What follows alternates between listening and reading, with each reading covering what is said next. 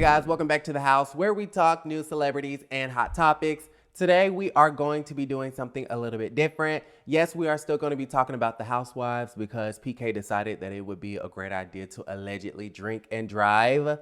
Like, honey, what the hell is wrong with you, sis? Okay, PK and that wife of his, Dorit, they are really working overtime for that peach or that diamond in Beverly Hills. So yeah, we got to talk about that. I want to talk about Marlo and Kenya, but I really want to take the time to mention a couple of other topics like Travis Scott and Jussie Smollett. Apparently, he had an intimate sexual relationship with the accused attacker. Okay, one of the Austin Darrow brothers. Y'all remember that situation? I don't think I've ever talked about that on my channel. Maybe like once, like way back in the day. Okay, when we was first getting started with House of Aaron, but I do want to bring up that situation because I really want to know how y'all feel about it. And I'm going to just put this disclaimer out there. I like Jussie Smollett and I want him to come out of this situation unscathed, okay? And I know a lot of y'all are going to be like, what? Okay, I know. Jussie Smollett to me is like my problematic fave. Okay, can I have at least one problematic fave? Can I be a fan of somebody who just is problematic for once in my life? Okay, a lot of y'all still will play R. Kelly. Okay, a lot of y'all are still defending DaBaby. A lot of y'all are still fans and support Boozy. Okay, and all of these other folk. Can I not just support Jussie Smollett, a fine-ass black gay brother, for once? Okay, and since I'm already talking about it, I might as well just get into the situation. According to these reports, they're on trial for the whole situation because they believe that the man staged the attack. I believe it was in Chicago in front of a subway where he was attacked by these two people who were spewing out racist and Trump rhetoric. Apparently, they put a noose around his neck and tussled him around and did something. He was afraid to go to the police. He did an interview about it. And then I think he eventually went to officials. And I guess the local police came out and investigated the situation and basically said that they believe that Jussie Smollett staged this attack as some sort of, I guess, publicity stunt to raise awareness for homophobia and racism and things of that nature. I don't really know, okay?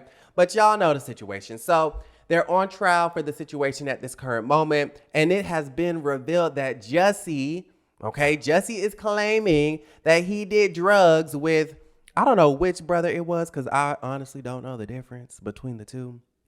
But one of the brothers, okay, I'm looking it up. One of the brothers he claims he did drugs with, okay?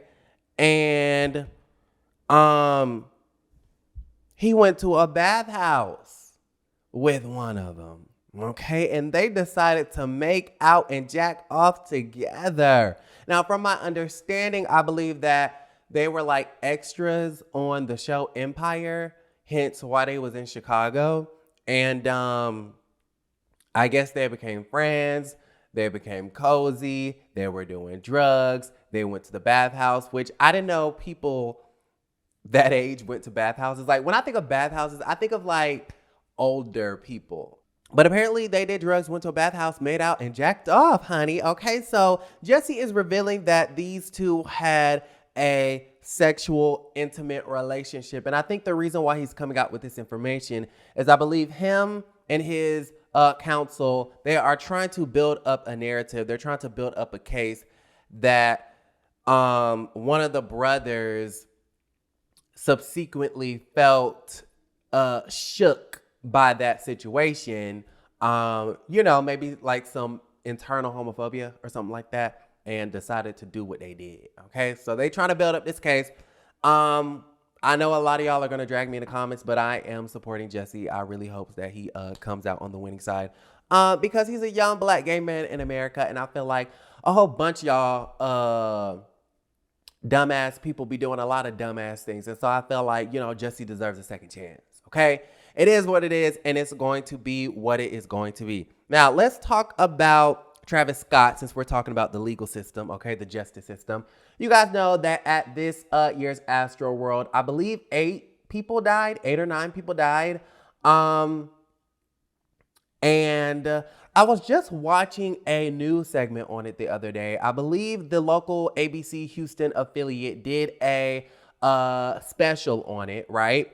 It was called Astroworld, the Concert from Hell, which the concert from hell is a quote from one of the concert goers. Okay, so they used the quote from the concert goer as like a title for the news segment slash documentary.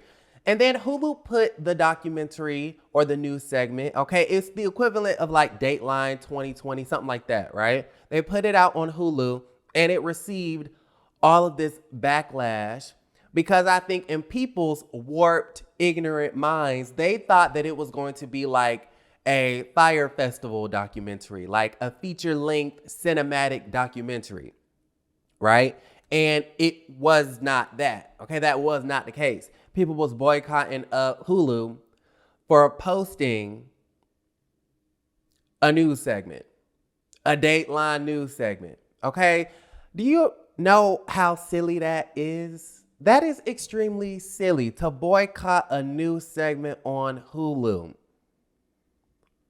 What's wrong with y'all? If you just take the time to just do a little bit of research, you could save yourself a lot of the Twitter fingers. You could save yourself a lot of that back and forth in the comments. Why are y'all boycotting a news segment? Y'all made Hulu take down the thing. Y'all made Hulu take it down because of the backlash. I just thought that that was really silly. Like, are we not allowed to report the news? Are journalists not allowed to report and interview the concert goers and kind of piece together a play-by-play about what happened at Astroworld? Like, what was the harm in that? So I was really confused about that situation. I was going to talk about that a couple of days ago, but I just never got around to it. The Housewives tea was just, had my cup runneth over. So I never got a chance to talk about that. But today is the day. Now, fast forward. I told y'all, okay, a couple of weeks ago that I felt as though Travis Scott, does he deserve most of the blame? Absolutely. Okay, because not only are you not just the talent, okay, yes, he is the headliner. Yes, he is the talent, but you are the organizer as well. For those of you who don't know, Travis Scott is the organizer because he created Astroworld. It's his company, okay? Partnered up with the record label, partnered up with Live Nation to create this music festival called Astroworld. Okay, so as the founder, CEO, organizer, and talent, yes, you bear most of the responsibility. Not only that, but if you actually do just a little bit of research, okay, just a little bit, it only takes a little bit, you would know that Travis Scott has a very, very, very long history that's been documented of him inciting riots and encouraging violent behavior at his concerts, okay? Not only that, but there's a whole Netflix documentary, okay? An actual real documentary, a cinematic feature-length documentary produced by Netflix and Travis Scott himself. And the bulk of the documentary basically documents how crazy and chaotic his concerts are. Okay, so why are people going crazy at Travis Scott concerts and they not going crazy at everybody else's concerts? Because you can rave at concerts and everybody come out alive. Okay, so what is it about Travis Scott concerts that, people are leaving dead and being pricked in the damn neck and whatnot? Which I don't know if that's true, but that was just what I read. So what is it? Travis Scott has validated that behavior, therefore his fans think that they can behave that way when they go see him. I mean, it's pretty straight and narrow. It's pretty straightforward. I mean, it doesn't take rocket science to know that he's created a culture of violence at his shows, which is the reason why ain't nobody dying at the other concerts and they're dying at his. Okay? Nobody is bomb rushing security at the other concerts, but they're bomb rushing the security at his. Okay? Not saying that this has never happened before, but 2 plus 2 equals 4 in this case. So I say all of that to say that Travis Scott is now replying, okay, responding to all of these lawsuits. All of these lawsuits, okay, hundreds of them. He's responding and basically denying liability for the deaths at the concerts, which I think is crazy because if you were just a talent, just the headliner, you could probably get away with that. But since you own the damn festival, you're at the top. Okay, if something happens in America, guess who they blame? The person at the top, the president. If something happens within a company, guess who they blame? The CEO, the person at the top. So if something happens at a music festival, guess who we're blaming, sis? The person at the top, sweets. So you guys got to let me know how y'all feel about that situation in the comments down below. Okay, moving on to, I'm going to just get all the hard news out the way.